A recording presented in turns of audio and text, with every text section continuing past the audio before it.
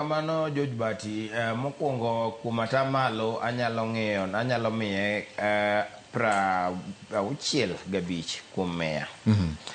Nimar nitie mise mane waketo kaluwore gi migepe mopogore opogore gi kaka kidienje mag sirikal kata gi fuondege mopogore opogore nitie kaka nonego bed ni tiyo.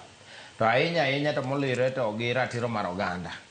Kuondego nitiere kuonde mang'ikruok wasetemo go hatua kabisa, kendo king'iyo weche mag doho kata cases go mosebed kitimo, aneno ni korka kono wasetemo bedo kwago hatua. Lakini kichako ing'iyo bende kuonde mag ne nitie migepe mopogore opogore ma wacho ni independent commissions mane waketo ei katiba ka iyudo kapo nitie kaka nitie rochruok kuom tije momigi kuom migepe kuonde mamoko.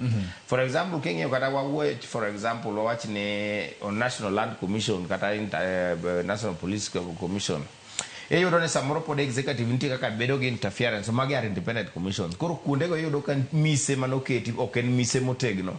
Koro nitiere kuonde monego bed ni wachungo to wakete ratil, to wang'iyo ni en atamalo adi kuom tich, to ang'o monego bed ni timo higni 15 bang'e. Erokamano Buka Omole, katiba at 15 higni 15.